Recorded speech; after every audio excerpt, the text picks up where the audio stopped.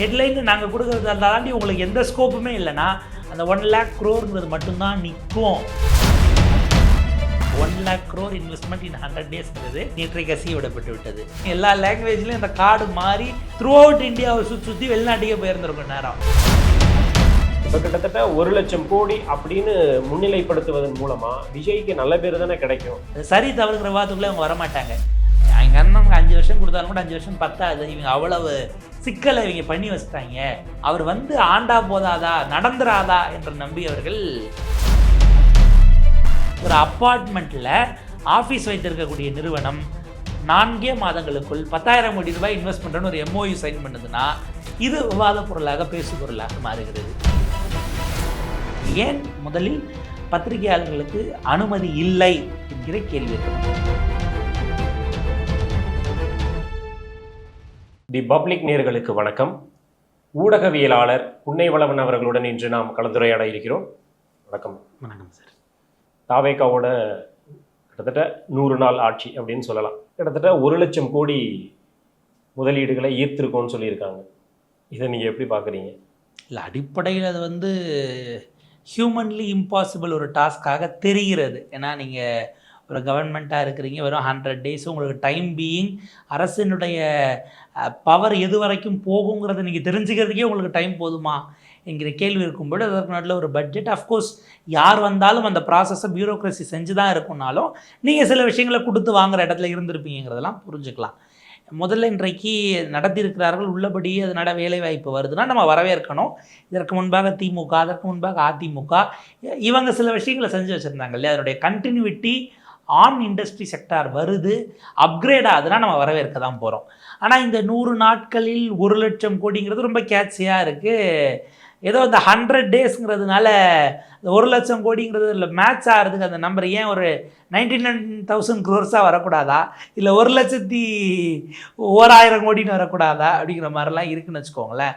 Of course அதில் சரி தவறு கம்பெனிஸ் அப்படிங்கிறதெல்லாம் வரட்டும், டீட்டெயில்ஸ் கொடுக்கணும். இதில் ஏன் முதலில் பத்திரிகையாளர்களுக்கு அனுமதி இல்லை என்கிற கேள்வி இருக்குது. பலருக்கும் அழைப்பு வரலை அப்படிங்கிற வகையில் சீனியர் ஜேர்னலிஸ்ட் பலரும் அதை சோஷியல் மீடியாவில் போட்டு கேள்வி எழுப்பிய பிறகு செக்ரட்டரியேட்டில் இருந்தே கால் வந்தது அப்படின்ட்டு சீனியர் ஜேர்னலிஸ்ட் சிவப்பிரியன் சார் ஒரு ட்வீட் போடுறாரு. அதற்கு பிறகு பார்த்தா சமீபத்தில் முதலமைச்சர் கலந்து கொண்ட ஒரு 3-4 நிகழ்ச்சிகளை பட்டியலிட்டு இது எதற்குமே அழைக்கப்படவில்லை, இன்விடேஷன் ஃபார்முலா கொடுக்கல டிஐபிஆர் என்கிறது. அடுத்தடுத்து ஒவ்வொருவரும் அவங்க எக்ஸ்பீரியன்ஸை ஷேர் பண்ண ஆரம்பிக்கிறாங்க. நமக்கு நினைவிருக்கும் ஒரு பெரம்பூரில் நன்றி சொல்ல போகிறாருன்னுட்டு பிளாட்ஃபார்ம்லேயே அதை ஏறத்தாழ அந்த ரீஜன் ஜோனுக்குள்ளே விடாமல் நாங்கள் அதை சானிடைஸ் பண்ணுறோன்ற பேரில் பிளாட்ஃபார்மில் நிற்க வச்சது. கடந்த முறை அவர் கரூருக்கு போன போது அந்த பந்தலிலேயே இடமில்லை, கரூருக்கு முன்பாக அவர் திருச்சிக்கு நன்றி தெரிவிக்க போன போதும் நீங்கள் அந்த ஜோன்லேயே இருக்கக்கூடாது, லைவ் லிங்க் நாங்கள் கொடுக்குறோம்ல நீங்கள் அதை வச்சு கொடுத்துங்கன்னு தனியாக வேறு அதாவது அதை நீங்கள் ஒதுக்குப்புறமாக அந்த என்டையர் ஜோனை தாண்டி வெளியில் போட்டு அங்கே ஒரு ஷெட்டு போட்டிருக்கோம் போங்கன்னாங்க. இது இப்போ தானா?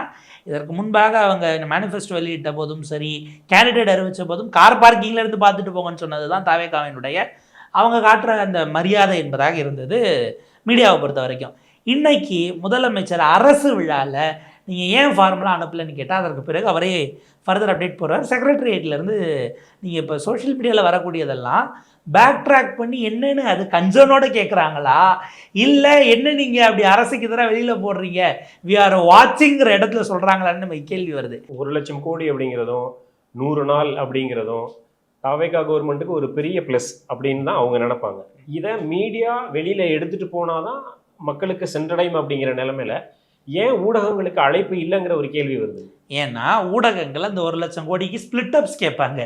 இதில் எவ்வளவு கம்பெனி எக்ஸிஸ்டிங் இதை எக்ஸ்பேண்ட் பண்ணுறாங்க, இல்லை அடுத்த பிளான்ட் ஆரம்பிக்கிறாங்க, இல்லை ஃபர்தர் இதுக்கு லான்ச் பண்ணுறாங்க, எவ்வளோ ஃப்ரெஷ்ஷாக உள்ளே வந்தவங்க எவ்வளோ. இதில் ஏற்கனவே கடந்த ஆட்சியில் நீங்கள் எலெக்ஷன் ஜோன் வந்துருச்சுங்கிறதுனால இன்வெஸ்ட்மெண்ட்டை ஃபார்மெல்லாம் அனௌன்ஸ் பண்ண முடியாமல் பட் MOU டிசம்பர் ஜானில் சைன் பண்ணி நின்னது எவ்வளவு. இந்த ஸ்பிளிட் அப்ஸ் எல்லாம் நீங்கள் கிட்ட போனீங்கன்னா முதலமைச்சர் கேள்வி எடுக்க போகிறதுலன்னு வைங்க, எய்தர் அமைச்சர் கீர்த்தனாவோ அல்லது இந்த இண்டிவிஜுவல் இண்டஸ்ட்ரி எக்ஸ்பர்ட்ஸாக வரவங்க, இண்டஸ்ட்ரியினுடைய முகமாக இன்றைக்கி சைன் பண்ண வரவங்க கிட்ட நீங்கள் உரையாடல் நடத்துனீங்கன்னா அதுவே சிக்கலாடின்னு இந்த அரசாங்கம் அஞ்சுகிறதான ஒரு கேள்வி வருது. ஏன்னா எனி கவர்மெண்ட் இப்போ இன்னைக்கு நாட்டுக்கு அர்ப்பணிக்கிறாருன்னு ஒரு விஷயத்தை ரொம்ப காலமாக நீங்கள் தூர்தர்ஷன் காலத்திலேருந்து நீங்கள் வந்து இந்த பாலத்தை நாட்டுக்கு அர்ப்பணித்தார் பிரதமர், முதலமைச்சர் நாட்டுக்கு அர்ப்பணித்தார்லாம் நம்ம கேட்போம். இப்போ இன்றைக்கி அடிக்கல் நாட்டக்கூடியதை கூட நம்மளால் புரிஞ்சுக்க முடியுது. நீங்கள் அது 100 டேஸோ இல்லை அது அதுக்கு முன்னாடி ஆரம்பித்ததோ ஃபார் தட் மேட்டர் முன்னாடி இருந்த கவர்மெண்ட் செஞ்சதுன்னு யாரும் சொல்ல மாட்டாங்க, நம்மளால் அதை புரிஞ்சுக்க முடியுது. இன்றைக்கி ஓப்பன் ப்ராஜெக்டை லான்ச் பண்ணுறாரு. இப்போ கடந்த முறை அவர் கரூருக்கு அல்லது திருச்சிக்கு போன போது அங்கே ஒரு ஷூ ஃபேக்ட்ரின்னு நினைக்கிறேன், அதனுடைய இதை வந்து தொடங்கி வைத்தார்னு வந்தது. அப்போ அந்த இது எப்போ கட்ட ஆரம்பிச்சுன்னா ஆப்வியஸாக முந்தின ஆட்சியாகத்தான் இருக்கும். இவர் வந்து 60 நாளைக்குள்ளே ஒரு ஃபேக்ட்ரி அவுட்லெட்டே கட்டி முடிச்சு நீங்கள் வெறும் லான்ச்சுக்கு போயிருந்திருக்க முடியாது. அப்படியான சூழலில் இங்கே அந்த விஷயங்கள் கேட்டால் அந்த கிரெடிட்ஸை நம்ம கொடுக்க வேண்டி வருமா, இல்லை அதை யாராவது ஒர்க் பண்ணிடுவாங்களா? அந்த 1 லட்சம் கோடின்னு நான் என்ன கொடுத்தனோ அது மட்டும்தான் நீங்கள் கேரி பண்ண முடியும். அதை தாண்டி ஃபர்தர் அதில் ஸ்பிளிட் அப்ஸ் என்ன, அதில் ரொம்ப சென்சிபிளாக இவங்க ஒர்க் பண்ணி வேறு ஸ்டேட்டுக்கு போக இருந்து கூப்பிட்டு வந்தது என்ன, அந்த மாதிரியான ஸ்டோரிஸ்குள்ளேயே நீங்கள் போயிடக்கூடாது. ஹெட்லைன் மேனேஜ்மெண்ட்டுங்கிறது ஹெட்லைன் நாங்கள் கொடுக்குறத தாண்டி உங்களுக்கு எந்த ஸ்கோப்புமே இல்லைன்னா அந்த 1 lakh crore மட்டும்தான் நிற்கும் என்கிற ஒரு முன்னெச்சரிக்கையோட அகைன் அவர்கள் அவங்களுடைய பிஆர் மேனேஜ்மெண்ட்டு, அவங்களுடைய மீடியா மேனேஜ்மெண்ட் இதிலிருந்து தான் ஒரு திரைப்படத்திற்கு எப்படி அவங்க கசிவிடுற ஸ்டோரி மட்டும்தான். நீங்கள் அதை தாண்டி எதுவுமே உங்களுக்கு வராதோ அந்த பேட்டர்ன்லேயே இப்போவும் மேனேஜ் பண்ணுறாங்களா என்கிற பார்வை விமர்சனம் தான் நமக்கு வருது. இல்லை, இப்போ திமுக ஆட்சியில் எம்ஓயு சைன் பண்ணுறதுக்கு பிளான் பண்ணியிருந்தாங்க. அது வந்து ஒரு வேளை நீங்கள் சொல்கிற மாதிரி எலெக்ஷன் வந்து இருந்திருக்கலாம், ஏதோ ஒரு காரணங்களுக்காக அது பாதியில் இன்டரப்ட் ஆகியிருந்திருக்கலாம். அதுக்கடுத்து அதோட கண்டினியூட்டியாக இப்போ இருக்கிற கவர்மெண்ட் சைன் பண்ணுது, எம்ஓயு சைன் பண்ணுறாங்க அப்படின்னாலும் வச்சுக்கிட்டாலும் கூட இப்போ சோஷியல் மீடியாவை பொறுத்த வரைக்கும் எப்படி ஆயிடுச்சு அப்படின்னா, கிட்டத்தட்ட டிவிகே சைடில் விஜய் தரப்பில் என்ன சொல்கிறாங்களோ அதை பொதுவாகவே நம்புறாங்க அப்படின்னு ஒரு பார்வை இருக்கு. இப்போ கிட்டத்தட்ட 1 லட்சம் கோடி அப்படின்னு முன்னிலைப்படுத்துவதன் மூலமா விஜய்க்கு நல்ல பேர் தானே கிடைக்கும். இல்லை, அவருக்கான நல்ல பேர் அப்படிங்கிறது இருக்கட்டும், அந்த இமேஜ் மெயின்டைன் ஆகட்டும். இந்த 3 மாதம் மட்டுமல்ல, 6 மாதம் மட்டுமல்ல, 1 இயர் கொடுக்கலாம், 5 இயர்ஸ் கூட கொடுத்துட்டு இன்னொரு சான்ஸ் கூட கொடுக்கலான்னு அவருடைய கோர் ஓட்டர்ஸ் அவங்க வந்து ஆப்வியஸாக விட்டு கொடுக்க மாட்டாங்க. நீங்கள் தனி மனிதர்களாக நம்ம உளவியலாக பார்த்தோம்னா, நான் எடுத்த டெசிஷன் தவறாக இருந்தாலும் ஆரம்பத்தில் இது வேண்டான்னு சொன்னவங்ககிட்ட போய் நான் தப்பு பண்ணிட்டேன்னு நான் நிற்கக்கூடாது அப்படின்னு தனி மனிதர்களுக்கு ஒரு வைராக்கியம் பல நேரங்களில் இருக்கும். நீங்கள் வீடுகளே இன்றைக்கி ஹைலி போலரைஸ்டாக இருக்குது. அது ஜென்ரேஷனாக இருக்கலாம், நீண்ட நாள் பழகியவர்கள், நண்பர்கள், நட்பு வட்டாரம், இப்படி ஒரு பொலிட்டிக்கல் போலரைசேஷனை டிவிக்கு நடத்தி காட்டி இருக்கிறது. அந்த மாதிரியான ஒரு ஃப்ரிக்ஷன்ஸ் ஃபேமிலிஸ்குள்ளே இல்லை உங்களுடைய சோஷியல் சர்க்கிள்குள்ளே இப்படியெல்லாம் இருக்கக்கூடிய நேரத்தில் இது வாத பிரதிவாதமாக போகும்போது நீங்கள் அந்த ஒரு செக்டாரை விட்டுருங்க. அதை தாண்டி உள்ளபடியே ஒரு கன்சர்னோட அவர் வந்து இருக்கக்கூடிய நம்மளுடைய எக்ஸிஸ்டென்ஷியல் கிரைசிஸ், நம்ம அன்றாடம் சந்திக்கிற சிக்கல்களுக்கு ஒரு தீர்வை தருவார் நம்பியிருந்தவங்க இருக்காங்க இல்லையா, அவங்களும் ஒரு நாமினல் டைம் கொடுப்பாங்க. இப்போ நான் ஒரு ஒப்பீடு சொல்கிறேன், இந்த 1 லட்சம் கோடி உடனடி அது வேலை வாய்ப்பானா அது செட்டில் டவுன் ஆகணும், அது வரைக்கும் நம்ம வெயிட் பண்ணலான்னு பண்ணுவீங்க. ஆனால் இன்னொரு சைடு அரவுண்டு நீங்கள் 3000 to 5000 போஸ்டிங்ஸ் இருக்கும் பொழுது நீங்கள் 800க்கு தான் கால் ஃபார் கொடுத்துருக்குறீங்கன்னு குரூப் 2 சம்மந்தமாக ஒரு விஷயம் ஓடிக்கிட்டு இருக்கிறது. ஆஸ்பிரன்ஸ் ஏற்கனவே குரூப் 1 வரும்போதுமே அதில் வந்து இவ்வளவு குறைவான போஸ்டிங்க்கு ஏன் கொடுக்குறீங்கன்னு மென்டாஸ் ஆகட்டும், ஆஸ்பிரன்ஸ் ஆகட்டும் பலரும் கேள்வி எழுப்பினாங்க. இப்போ இன்னொன்று குரூப் 2 பேஸ் பண்ணி வந்திருக்கு, அதில் விவாதங்கள் ஓடிட்டு இருக்கு. அப்படின்னா நீங்கள் இம்மீடியட்டாக இதனுடைய பலன் என்பது அல்ல, நீண்ட காலம்தான். அதுவரை ஆதரவாளர்கள் ஆதரித்து கொண்டிருப்பார்கள், எதிர்க்கிறவர்கள் இதில் டிரான்ஸ்பரன்சி இல்லைன்னு எதிர்த்து கொண்டே இருப்பார்கள். இது பேரலாம் நடந்துக்கிட்டே இருக்கும். ஆனால் என்னுடைய அன்றாட வாழ்க்கையில் எதுவுமே மாறலை என்கிற உணர்வு, அந்த ஒரு ஃப்ளோட்டிங் பாப்புலேஷனாக எலெக்ஷன் வரும்போது யாருக்கு போடலான்னு பார்த்துக்கலாமியான் இருந்து சரி இவருக்கு எல்லாரும் ஒரு வாய்ப்பு அப்படின்னு சொல்லி போட்டாங்க இல்லையா, அவங்களுக்கு அந்த உணர்வு அப்படிங்கிறது ஸ்லோவாக ஒரு வேளை தப்பு பண்ணிட்டோமோ என்கிற உணர்வுக்கு ஒரு இனிஷியல் பாயிண்ட் வரலாம். இதை தாண்டி மீடியா மேனேஜ்மெண்ட் இருக்க போகிறது. இதை விடவும் நியூஸ் மீடியாவில் அது ஃபேக்குன்னு நீங்கள் சொன்னாலும் அந்த டீகோடெல்லாம் நம்பாமல் வாட்ஸ்அப்பில் நீங்கள் இன்ஸ்டாவில் வரக்கூடியதை நம்பக்கூடியதாக ஒரு விஷயம் ஓடிக்கிட்டு இருக்கும். நேற்று வரைக்கும் வந்து நிற்கிது இல்லை, காந்தி செல்வன் தான் நீட்டாக கொண்டு வந்தார்னு ஒரு விஷயம் நிற்கிது இல்லை. நீங்கள் அது இல்லை, அந்த மசோதா வேறு, குலாம் நபி ஆசாத் கொண்டு வந்தது வேறு, நேஷனல் மெடிக்கல் கவுன்சிலுடைய நோட்டிஃபிகேஷன் தான் இவ்வளோ விளக்கினாலும் பட் அதை அஃப்கோர்ஸ் அது முன்னாடி அண்ணாமலை தான் அதை பற்ற வச்சு அவர் ரொம்ப கான்ஃபிடென்ட்டாக இந்த தேதியில் அன்னைக்கு மத்தியானம் கொண்டு வந்தாருங்கிற ரேஞ்சுக்கு பேசி அன்றைக்கி பார்லிமெண்ட் செஷனே நடக்கலை. நீங்கள் எடுத்து போட்டாலும் பேசுனது போன ரூட்டுக்கு நீங்கள் மறுப்பு போகுமான்னு தெரியாது. ஸோ இதெல்லாம் தாவேகாவுக்கான பலம். இந்த 1,00,000 கோடிங்கிறது நிற்கட்டும். இப்படி வாக்களித்தவர்கள் மேபி அவங்களுடைய காலேஜ் முடிக்கக்கூடிய இதில் இருக்கிறாங்க, முடிச்சுட்டு வராங்க, அவங்களுக்கான எம்ப்ளாயபிலிட்டி என்ன என்று கேள்வி வரும் பொழுது அவர்கள் அது குறித்து யோசிப்பதற்கான காலம் எடுக்கலாம். இமீடியட்டாக எதுவுமே அது சரி தவறுகிற விவாதத்துக்குள்ளே அவங்க வரமாட்டாங்க. எங்கள் அண்ணனுக்கு 5 வருஷம் கொடுத்தாலும் கூட 5 வருஷம் பத்தாது. இவங்க அவ்வளவு சிக்கலை இவங்க பண்ணி வச்சுட்டாங்க. அண்ணனுக்கு எதிராக நிறைய சரி உள்ளுக்குள்ளேயே நடந்துக்கிட்டு இருந்தது. அதனால் அண்ணன் உடைக்கணும்னா இன்னொரு 5 வருஷங்கிற இடத்துக்கு தான் கோர் ஓட்ட செல்லாத. அவர் எதுக்கு எங்களுக்கு செய்யணும், அவர் ஆண்டா போதாதா நடந்துராதா என்று நம்பி அவர்கள் அப்படியே தான் இருப்பாங்க. முதலமைச்சராக இருந்தாலே போதும் அப்படின்னு நினைக்கிற மனப்பாங்கு இருக்குங்கிறீங்க. அவருடைய அந்த ஸ்டைலை பாருங்கிறத தாண்டி வேறு நீங்கள் அவங்ககிட்ட அவங்க உரையாடலுக்கே தயாராக இல்லை. அந்த கல்ட்டில் அப்படியே போய் அவங்க ஐக்கியமாயிட்டாங்கிறது இருக்கு இல்லையா, அந்த ரியலைசேஷன் அது சமூகமோ குடும்பமோ அவங்களோட பர்சனல் பாண்டில் இருக்கிறவங்களோ இவங்கெல்லாம் செய்கிறதல்ல. ஏன்னா நீங்கள் கேட்பதற்கே தயாராக இல்லாதவர்களிடம் நீங்கள் என்ன மொழியில் பேசி என்ன பயன்கிற ஒரு ஸ்டேட் இருக்குது.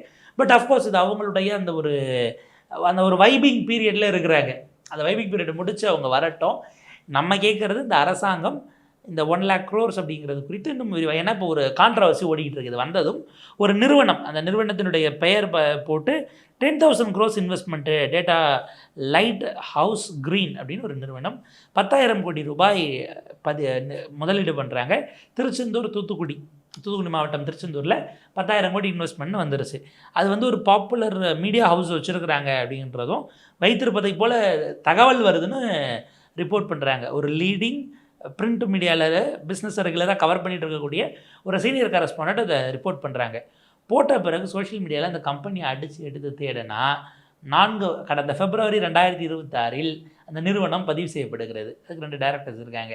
இந்த நிறுவனத்தினுடைய ஷேர் கேபிட்டல் 1 லட்சம் ரூபாய் செலவில் திருவள்ளூரில் ஒரு அப்பார்ட்மெண்ட்டில் ஆஃபீஸ் வைத்திருக்கக்கூடிய நிறுவனம் 4 மாதங்களுக்குள் 10,000 கோடி ரூபாய் இன்வெஸ்ட் பண்ணுறன்னு ஒரு MOU சைன் பண்ணுதுன்னா இது விவாத பொருளாக பேசு பொருளாக மாறுகிறது. இப்போ இது நிறுவனத்தை நீங்கள் பேக்ரவுண்ட் செக் பண்ணீங்களா, இல்லை ஏதோ ஒன்று வரணும்னு கூட்டிகிட்டு வந்துட்டீங்களா? இது ஒரு இண்டிவிஜுவல் நிறுவனம் தான். இப்போ நம்ம பார்க்குறதுக்குள்ளே ஒரு கையெழுத்து போட்டு ஒரு 2-3 ஹார்ஸ்க்குள்ளே இப்போ வெவ்வேறு நிறுவனங்கள் குறித்து அந்த நிறுவனங்களின் மீது வேறு நாடுகளில் அவங்க counterfeit products milk product சம்மந்தமாக ஏதோ ஒன்று வருது. அவங்க அடல்ட்ரேட்டட் மில்கை உள்ளே விட்டாங்கன்னு அவங்க மேலே அங்கே வேறு நாடுகளில் கேஸே இருக்குது. அப்படியான நிறுவனத்தை உள்ளே கொண்டு வர அதையும் ஒன்று ஓடிக்கிட்டு இருக்குது. அவங்களுடைய சிஸ்டர் கன்சர்ன் தான் இது அப்படிங்கிற மாதிரி ஒரு விஷயத்தை கொண்டு வராங்க. அந்த ப்ராமினன்ட் கன்சர்ன்லேயே சிக்கல் இருக்கும்போது இப்படி வர்றதை ஃபேக்ட் செக் பண்ணாங்களா இல்லை அப்படிங்கிற சிக்கல்கள் விவாதங்கள். அப்போ நீங்கள் ஒரு இன்வெஸ்டாரை உறுதி செய்வதற்கு முன்பாக யூஷுவலான ப்ராசஸ்லேருந்து நீங்கள் எதுவும் ரிஃபர்மேஷன்ஸ் கொண்டு வந்திருக்கிறீங்களா, இல்லை எந்த லீட்ஸ் மூலயமா அவங்க உள்ளே வந்தாங்க? ஏன்னா நீங்கள் உங்களுக்கு ஸ்டார்ட் அப் டீனில் தொடங்கி பல நிறுவனங்கள் உங்களோட அங்கே இருந்தவங்களெல்லாம் ஆட்களை ரீவாம் பண்ணியிருக்கிறீங்க. ரீவாம் பண்ணவங்க ஏற்கனவே இருந்த எக்ஸிஸ்டன்ஷியல் தான் மொத்தமாக காலி பண்ணிவிட்டு இப்போ எல்லா டெண்டர்ஸையும் எப்படி ஹோல்டு பண்ணுறோம் இல்லை கேன்சல் பண்ணுறோம் ஃப்ரெஷ்ஷாக போடுறோன்னு போட்ட மாதிரி அவங்களுக்கு தெரிஞ்சவங்களும் உள்ளே கொண்டு வந்துட்டாங்களா? பேக்ரவுண்ட் செக் ப்ராப்பராக ஒரு அரசு நிர்வாகம் செய்வதற்கும் வந்த வேகத்துக்கு காட்டணும்னு கிடைச்சவங்களை பிடிச்சி உள்ளே போடுறதுக்கும் அந்த பரபரப்பில் இதை நீங்கள் செஞ்சிட்டிங்கன்னா அது பெரிய இப்போ நாளைக்கு அந்த நிறுவனம் அது மோசடியான நிறுவனம்னு வெளியில் வந்தால் அந்த ஹியூமிலியேஷன் அரசாங்கத்துக்கு வரும். கவர்மெண்ட் ஆஃப் தமிழ்நாடு நீங்கள் டிவிகே கவர்மெண்ட்டு டிஎம்கே கவர்மெண்ட் அந்த சிக்கலே இல்லை. அப்படியான பிரச்சனைக்குரிய ஒரு நிறுவனத்தை எப்படி நீங்கள் அலோவ் பண்ணுறீங்க? இன்றைக்கி அதானி வேறு நாட்டுக்கு போனால் அங்கே ஏன் சிக்கல் வருதுன்னா அவருக்கான ரெட் ஃப்ளாக்ஸு இந்தியாவிலே பல இடங்களில் குற்றச்சாட்டு இருக்குங்கன்னு அவங்க சைட் பண்ணுறாங்க. அப்போ அப்படி ரெட் ஃப்ளாக்ஸ் இருக்கிறவங்களுக்கு எப்படி நீங்கள் பேக்ரவுண்ட் செக் பண்ணாமல் உள்ளே கொண்டு வரீங்கிறதுக்கு இந்த அரசாங்கம் பதில் சொல்லணும். இந்த கேள்விகள் இது தொடர்பான எதுவும் வரக்கூடாது என்பதற்காகத்தான் அவங்க முன்கூட்டியே அதை செய்கிறாங்களா, இல்லை ஆக்சுவலாக அந்த ஒரு உதாரணத்தை அமித்ஷாவுக்கு காங்கிரஸ் தரப்பில் சொன்னாங்க. ஒரு பலூனு, அந்த பலூனை ரொம்ப ரொம்ப பெருசாக ஊதி ஊதி ஊதி உடச்சிட்டிங்க. உடஞ்ச பலூனில் இப்போ நீங்கள் காற்றை ஃபில் பண்ணுறீங்க, எவ்வளோ நிரப்பினாலும் பலூன் திரும்ப பழைய சைஸ்க்கு வராதுங்கிற மாதிரி உள்ளே இவங்க கொஷின்ஸை கேட்டுட்டா அது ஏதாவது பெஸ்ட் ஆகிடுமோங்கிற அச்சத்தில் இருந்து அதை யார் கையிலையும் கொடுக்காமல் நம்ம தூரத்தில் வச்சுருந்தே காட்டிக்கலாமா என்கிற ஒரு இன்செக்யூரிட்டி இந்த அரசாங்கத்துக்கு இருக்கிறதா? If you have nothing to hide please come அவுட்டுங்கிறத நம்ம ஒரு அரசாங்கத்துக்கிட்ட இல்லை இப்போ கேட்க வேண்டியிருக்கும். என்னைக்கா இருந்தாலுமே இப்போ எத்தனை கன்சர்ன் வந்திருக்கு, எத்தனை கம்பெனிஸ் வந்திருக்கு, எவ்வளவு MOU சைன் பண்ணியிருக்காங்க, இவ்வளோ டீட்டெயில்ஸையும் கவர்மெண்ட்டு வெளியில் ஒரு நாள் சொல்லி தான் ஆகணும். அதுக்கு நம்ம ப்ரொலாங்காக ரொம்ப நாட்கள் எடுத்துக்கவும் முடியாது. அப்போ கூடிய விரைவில் இதற்கான டீட்டெயில்ஸ் எல்லாமே வெளியில் வரும்போது நீங்கள் சொல்கிற மாதிரி இந்த கம்பெனியோட நம்பகத்தன்மை, உறுதித்தன்மை எல்லாமே கேள்விக்குள்ளாக்கப்படும்னு தெரிஞ்சும் இந்த தவறுகளை டிவிகே கவர்மெண்ட் பண்ணுமா? அவங்களுக்கு 1,00,000 crore 1,00,000 crore இன்வெஸ்ட்மெண்ட் இன் 100 டேஸ்ங்கிறது ஆக்சுவலாக இந்த 1,00,000 crore எண்ணிக்கை நேற்றை கசிய விடப்பட்டு விட்டது. பல நிறுவனங்கள் வர்றதில் ரொம்ப ப்ராமினெண்ட்டாக இன்டர்நேஷ்னல் லெவலில் நோட்டபுளாக இருக்கிறதும் இவங்கெல்லாம் வராங்கன்னு கசிய விட்டுட்டாங்க. இந்த நியூஸு நீங்கள் நியூஸ் அவுட்லெட்ஸை விடுங்க, சோஷியல் மீடியாவில் சும்மா ரேண்டமாக கார்டு போட்டுக்கிட்டு அல்லது ஏஐயில் நீங்கள் கொடுத்து வாங்குறதே பலரும் பண்ணுறாங்க. அது பர்சனலாக இண்டிவிஜுவல்ஸும் பண்ணுறாங்க, ஆர்கனைசேஷன்ஸும் பண்ணுறாங்க. அப்படியான கார்ட்ஸ் சுத்தல் நேற்று மாலை சாயங்காலத்துலேருந்து ஆரம்பிச்சிருச்சு. இதனுடைய ரீச், அதனுடைய இம்பேக்ட், அது செட் பண்ணக்கூடிய ஹைப்பு, அது கொடுக்கக்கூடிய அந்த எலிவேஷன், அது கிரியேட் பண்ணக்கூடிய யுஃபோரியா, இது எல்லாம் நம்ம எதிர்பார்க்குற ரிசல்ட் அதுதாங்கிற இடத்துக்கு இவங்க போயிட்டாங்களாங்கிறது இருக்குது. அதாவது இன்றைய தேதிக்கு இது ஷார்ட் டேர்ம் கோல். அது லாங்கர் டேர்மில் உண்மையிலேயே உங்களுக்கு ஒரு பெரிய பாலிசி இருக்கலாம். மான்டேக் சிங் அலுவாலையெல்லாம் உள்ளே வரும்போது அவர் ஓவரால் இந்தியாவுக்குள்ளே உங்களுக்கு ப்ரைவேட்டைசேஷன் ஆஃப் மல்டிபிள் செக்டார்ஸ்க்கான நுழைவாயிலை திறந்து விட்டவருங்கிறது நமக்கான விமர்சனமாக அவர் மேலே இருக்குது. அவர் அப்படி ஒன்றும் ஓரளவுக்கு ஒரு லெஃப்ட் லீனிங் ஆகவோ அல்லது ஒரு லிபரலுங்கிற இடத்துலேருந்து டுவர்ட்ஸ் கேபிட்டலிஸ்ட் எக்கானமியை நோக்கி நகர்த்தினதில் அவருக்கான ரோல் இருக்குது. அதனுடைய ஏர்லி டேஸில் அவர் செஞ்சார். பிஜேபி அதை அடுத்தடுத்த கட்டங்களுக்கு நகர்த்திட்டாங்கிறது தான் அதுக்கான விதை. இதில் சிவாஜி சார் சொல்லுவார்ல, அதுக்கான விதை நாம் போட்டது அப்படிங்கிற மாதிரி அந்த லெவலுக்குலாம் அது போகணும்னு வச்சுக்கோங்களேன். ஸோ அவரெல்லாம் கொண்டு வராங்கன்னா இங்கே டுவர்ட்ஸ் இப்போ இவங்களே நிறைய பிபிபி மாடலை உள்ளே இன்கல்கேட் பண்ணியிருக்கிறாங்க.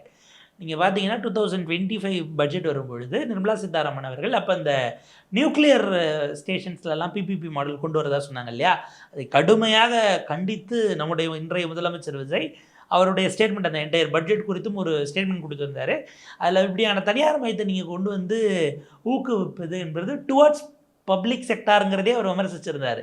பட் இன்றைக்கு இந்த பட்ஜெட்டில் நீங்கள் நிறைய உள்ளே கொண்டு வரீங்க.